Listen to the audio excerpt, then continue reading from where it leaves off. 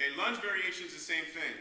Where a step up is you come up and come back, a lunge means you step out and return. So now I can do lunging in different parameters.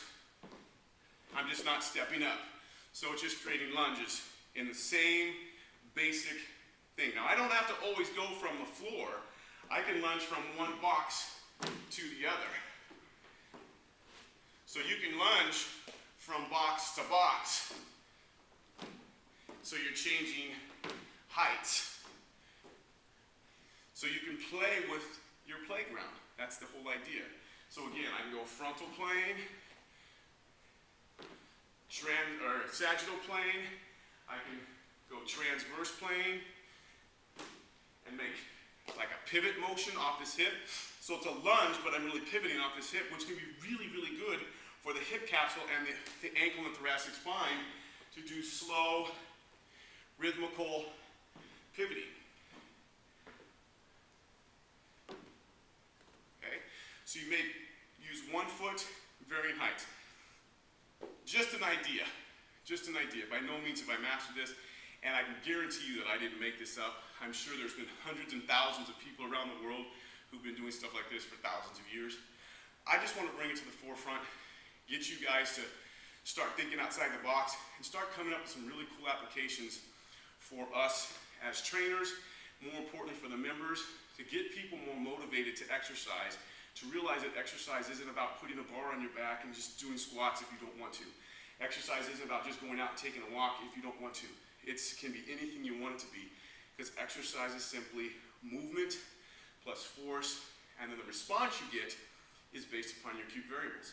So I don't have to just do lunges. I can do all kinds of things with this. All I have to do is know my cue variables. So do I want to do hops? So now I can start doing hops. Or I can do 2 feet, which this has been done forever. So now I have the ability to start jumping. I can either go faster with my motions and speed up the intensity or the energy demand that's placed upon my body, so I'm changing the energy system, or I can start getting into more reactive training. So I can make it reactive based. So I can make this a mobilizer session where I go slow and rhythmical. I can turn it into more core exercises where I'm just placing demand on my core. So I may even use arm motions, and I didn't even bring in any arm motions. So you have arm motions that you can use, reaches, lifts, dumbbells, medicine balls. It's endless. Okay, I'm just trying to keep it into a small, concise box for you. I can turn it into a reactive exercise where we're seeing I can jump. I can do agility exercises where it's more fast feet. So where it's not as long response dominant. You can do speed work. You can make it what you want.